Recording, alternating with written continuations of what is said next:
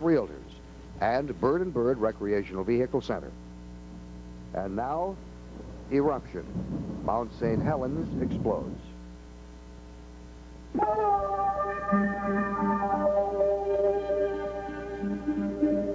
The Indian tribes of the Columbia River each have a legend about the creation of Mount St. Helens. One version tells of two sons of the Great Spirit fighting for the love of beautiful Louis. In their wrath, they hurled fire at one another. The sky was blackened and the river dried up. The Creator became angry and transformed them into mountains. Louis was also punished. She too became a mountain, but the Creator promised her even though he must punish her with a long, icy sleep, she would still be beautiful. But the slumber was not to last. Amid the spring breezes, the sleeping goddess began to stir. The 9,700-foot peak first began with deep rumblings. Earthquakes were monitored with growing frequency. Scientists and geologists talked excitedly about the mountain.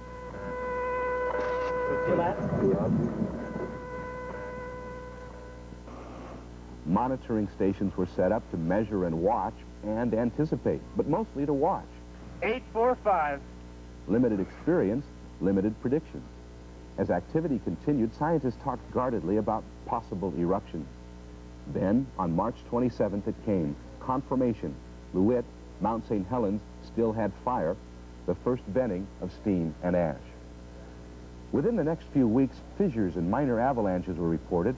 Ventings of steam and ash carved a crater, then a second, and as the mountain shook off her sleep, the two craters became one, creating a saddle-shaped peak. Excited talk and study gave way to emergency plans. Parts of the mountain were evacuated as precautionary measures. Roadblocks went up. From United Press. Geologists began to focus on one particular part of the mountain, the north flank, where an ominous bulge had begun to grow and continued to grow at the rate of 5 feet a day. Geologists speculated about pressure building inside the mountain. Spirit Lake, which lies directly below the danger area, was evacuated. Most residents left willingly, realizing the dangers. Others were not so willing. 84-year-old Harry Truman was the not-so-willing. Truman, operator of the St. Helens Lodge, had spent much of his life on the mountain. During those evacuation days, Truman's reputation as a stubborn, crusty, whiskey-drinking diehard grew as rapidly as his refusals to leave. Dave hasn't heard anything yet. It's no damage. There's on our side, the north side, it's left me alone entirely. I'm on the northeast side. There's no rock, no ash, or nothing on my side. I had some people yesterday ask me why the hell I stay there and what am I doing that there. That's my life. Spirit Lake and Mount St. Helens is my life, folks. I've lived there 50 years. It's a part of me. That mountain and that lake is a part of Truman, and I'm a part of it.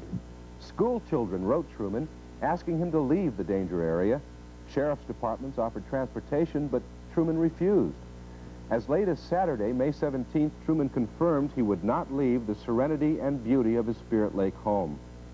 Harry saluted would-be rescuers with a false sense of security. Mount St. Helens, by a team of journalists from the Everett Herald and the Associated Press. The stories as they happened, and 56 glossy pages of awesome photos with color shots never seen before. For your copy, send $7.50, check or money order, to C9000 Everett, Washington. Better hurry. They may not last long. At 8:39 Sunday morning, May 18th, the mountain awoke with a roar. The greatly weakened and rapidly expanding north flank of the volcano blew out in a shattering explosion heard as far away as Vancouver, British Columbia, some 200 miles to the north. I was in bed this morning. I heard some rumbling. I got outside, stark naked and everything. I looked up there and I thought I was going to see 25 on the Richter scale. I was scared. I was nervous. All I could see was, I live up there pretty close to the mountain. All I could see was the whole sky was just billowing and just puffing out with smoke, and it had me nervous. I ain't kidding you. This explosion blasted nearly 2,000 feet off the mountain's elevation and about a cubic mile of earth straight into the air. The path of this hot rock, molten avalanche itself, is going to knock down everything in its path and bury it. It's probably a frothy mass picking up trees, boulders, rocks, ash, dust, everything in its path. Flowing down the valleys are the great turmoil and a cloud over top of the escaping gases and dust rising from the material at probably very high velocities. I would guess on the order of well over 100 miles an hour that pyroclastic flow is moving, probably somewhat slower than the blast velocity. It is ominous, and it's right there, and we came to a screeching halt, turned the Jeep around, and we drove away at like 85 miles an hour with this gaseous ball just almost engulfing us. Did you smell it? Couldn't smell it, couldn't hear it, could see it. In seconds, those hot gases melted glaciers that had stood for centuries. Boiling water scoured the hillsides like a primeval tide, washing away tree trunks like matchsticks. Down into the valleys below came a crashing wall of water, logs, and liquefied soil, at times 25 feet high, sweeping away everything in its path. This first flood on the South Toutle came within an hour and a half of the eruption, and with little warning. There is a mudslide south coast of the Toutle River coming down the mountain right now. Get up the bridge! Hey, film this. On May 18th, several large mud flows ravaged the Toutle River Valley. The first came on the South Toutle about 10:15. The second, several hours later, roared down the North Toutle. Then around 5:30, a mud flow much larger than any that had come before plowed into the Toutle and carried away the main bridge on the highway into Spirit Lake. Down into the lower valley, 20, 30, 40 miles downstream came the floods. Property owners who had thought they were safe from the volcano's fury found their homes and lives washed away in seconds. By the hundreds, houses were washed off their foundations. Mud crashed into the front doors and pushed through ceilings. Cars and trucks were washed away. A freight train was twisted and pummeled by the deluge, riding a crest to settle far from its track. Many who had lived in this valley are still missing. Those who were lucky made it to higher ground. They at least escaped with their lives. Well, it's just taken out a lot of our land and our trees right down there below the bridge right now. And we're worried about our two houses. You know, we have two rentals down there, and we're worried about those. That they may get flooded out? Yeah, if this big mudslide comes, it's right up to them now. Not only homeowners, but big business suffered huge losses. Logging was the economic base of this area. Weyerhaeuser, which lost thousands of acres of timber, also lost 2 logging camps. This is all that is left of the East District logging camp near Toutle. Throughout the day, the volcano turned up a continuous eruption of pumice, ash, gas, and steam. It sent up a cloud so dense it blotted out the sun. Climbing to 60,000 feet, the cloud would reach the jet stream and be carried across the country and eventually around the world. Scientists say it might lower the temperature worldwide by fractions of a degree. If nothing else, the ash particles made for spectacular sunsets. These are a series of pictures taken by weather satellites. On the first day alone, the huge ash cloud spread eastward over eastern Washington, Idaho, and into Montana. On the ground, it appeared to be midnight, although these pictures were taken in Yakima, Washington just before noon. The heavy ash hurt the eyes and stung to breathe. It made driving extremely hazardous. As it fell, the sheriff urged residents to stay indoors, to have drinking water available, and not to use the phones unless it was an emergency. The ash fell 450 miles to the east in Missoula, Montana. There, residents wore protection over nose and mouth to keep from breathing the abrasive pumice ash. It was enough to bother those who were used to other forms of air pollution. For instance, these tourists from Los Angeles. We just came here to get a vacation and get some fresh air, but we came here at the wrong time. And then look what happened. It's worse than L.A. The ash fell heaviest in Richfield, Washington. There, motorists who had been traveling a state highway became stranded. Their cars' carburetors choked on the dust and sputtered to a stop. Local police attached odd-looking contraptions to their cars, snorkel devices designed to prevent ash contamination. It was days before the police would allow stranded motorists to move on, and then only in convoy. Okay, 30 miles an hour. Stay out of the dust. When it's in front of you, slow down. If you do break down, when you're coasting, pull over the side of the road, okay? All right. As soon as the truck goes by, go ahead. But for those living in the area, the arduous task of cleanup had only begun. They attacked the ash with shovels and hoses, scooped it up and dumped it into big trucks to haul it away, and tried throughout to figure what it all would mean for the local economy. Ranchers were advised to move livestock into covered areas. Scientists were concerned animals could develop problems with their digestion if they grazed in ash-covered fields. Shallow-rooted crops such as wheat sustained damage from the tons of volcanic material that covered the landscape like a snowfall.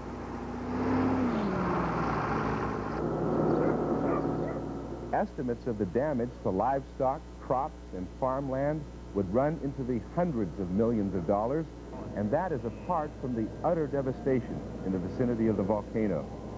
So there's a chorus of pleas for federal disaster relief from officials in Washington and Idaho. Those pleas were heard in Washington, D.C., and the states were declared federal disaster areas, making residents eligible for low-cost loans and for other assistance. But the federal saga was far from over. President Jimmy Carter announced that he would leave the White House and personally visit the disaster region. Primary politics couldn't get the president out, but the devastation of Mount St. Helens could.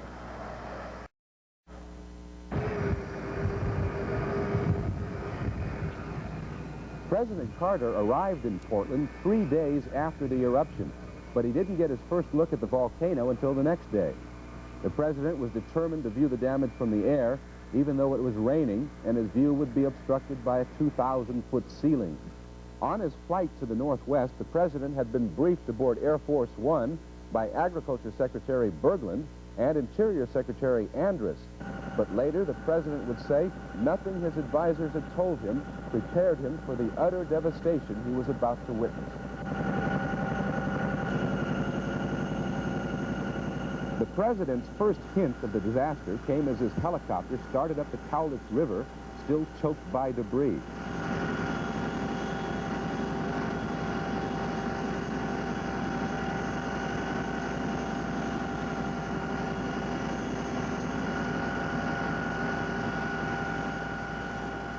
The Cowlitz had returned to its channel, but the broad banks were tattletales of the river's destructive rampage.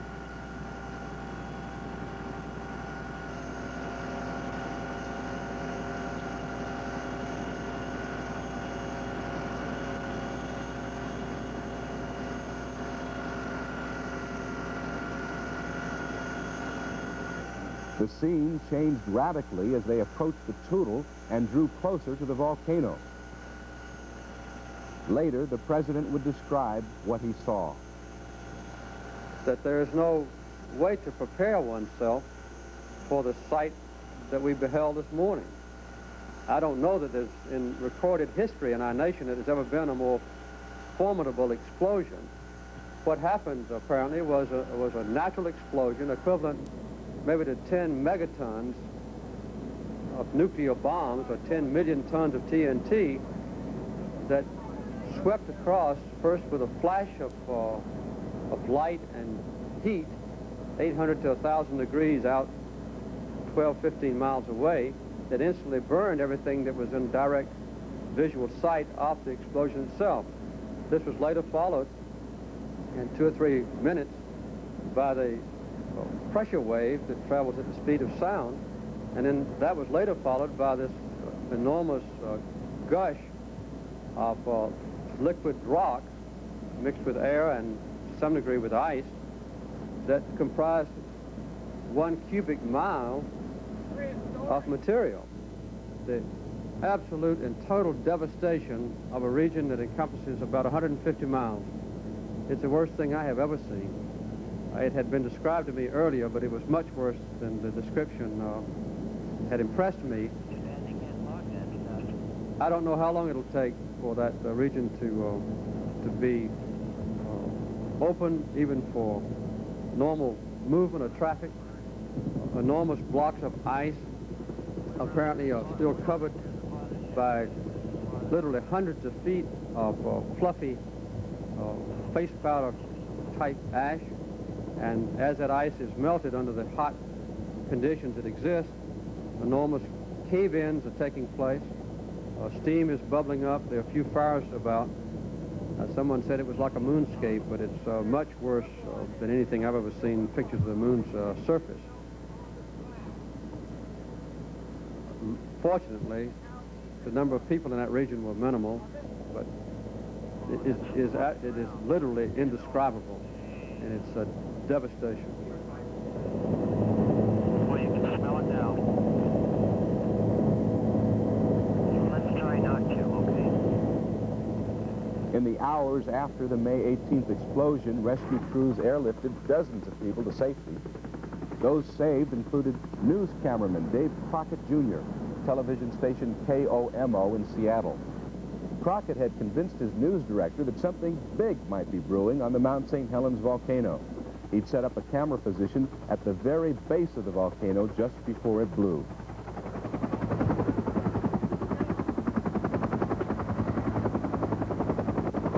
Let's go, Carol! Other people trapped near the mountain on that fateful morning also walked or drove for miles to escape the superheated and poisonous gases. But many did not make it. As fewer survivors were spotted from the air, the task turned to the recovery of bodies.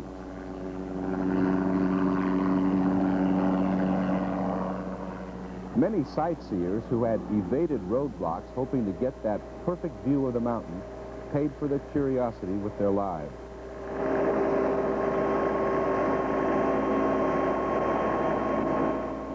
Two days after the eruption, geological observers reported sighting a natural dam at one end of the newly formed Spirit Lake. At first, the dam was believed to be holding back vast quantities of water that would be released if the dam broke and sweep the lowlands all the way into Longview and Kelso, some 35 miles to the west. But while geologists speculated about the possibility of another major flood, military pilots reported the water level behind the dam to be too low to pose any threat. Even so, local officials, still nervous over previous flooding, prepared low-lying communities for evacuation.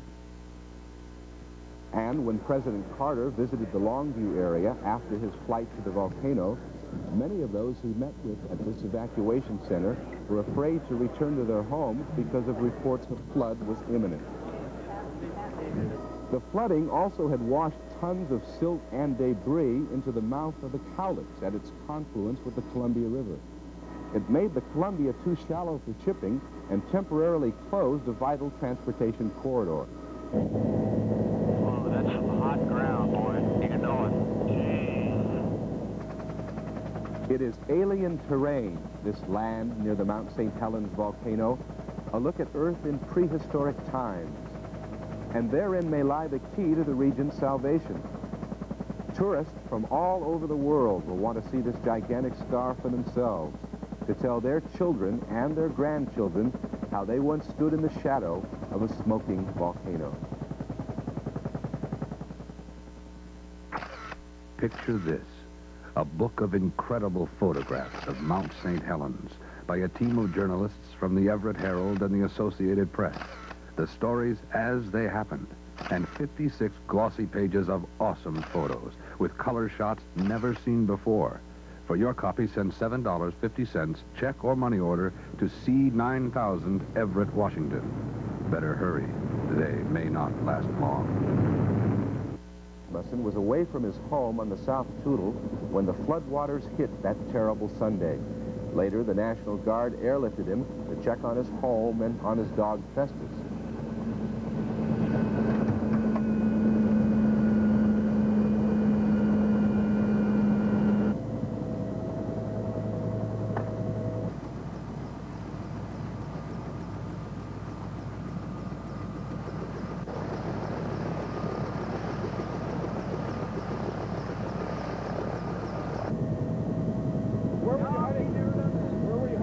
The flight gave Rasmussen a chance to view the devastation for the first time. It's a sad thing, it really is. I love this country, you know. I'll never live anywhere else. And this is my home. I hate to see it happen to my home, you know. But there were many not so fortunate as he. They were the victims of Mount St. Helens fury.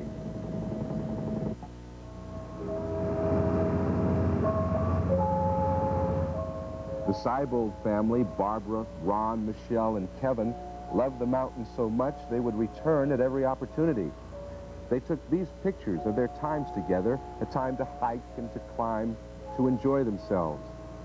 They were close to their beloved mountain, far too close when it exploded in fury. They died together in their car.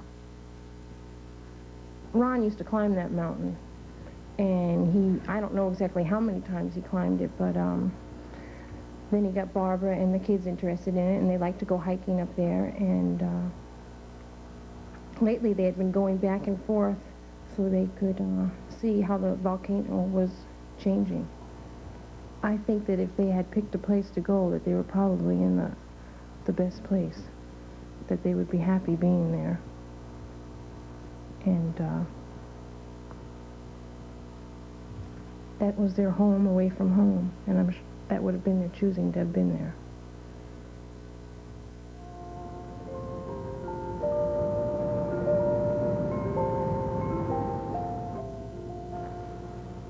There was a memorial service for the Seibolds in the town of Tumwater, Washington, not far from their home in Olympia.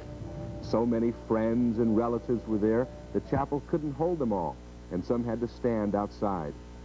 But they didn't seem to mind. Outdoors was a fitting place to remember a family who had so loved the woods. Death is a supreme tragedy. And often it is when a young life is taken. And then there was Harry Truman, the crusty 84-year-old mountain man, too stubborn to leave his sanctuary beside Spirit Lake.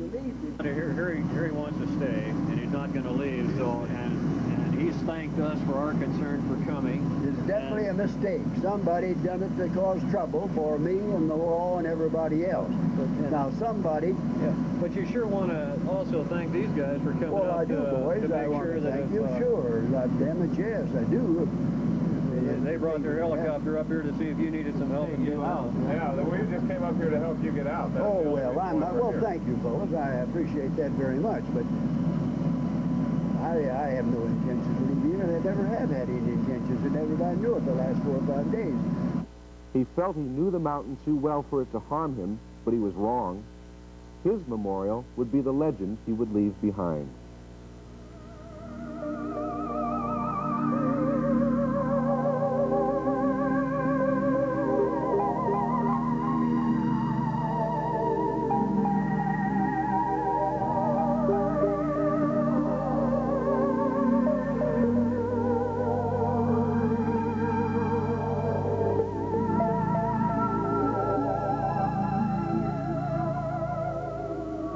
Minor eruptions of steam and ash have been almost daily occurrences since late March. 2 major eruptions of ash have occurred since the May 18th explosion. The first of these secondary eruptions happened on May 25th, and the last one occurred June 12th. In both incidents, the major population centers of Portland, Oregon, and Vancouver, Washington were dusted with 1/8 of an inch or more of the powdery ash. Scientists say the mountain could quiet down at any time or continue to erupt for the next 20 to 30 years.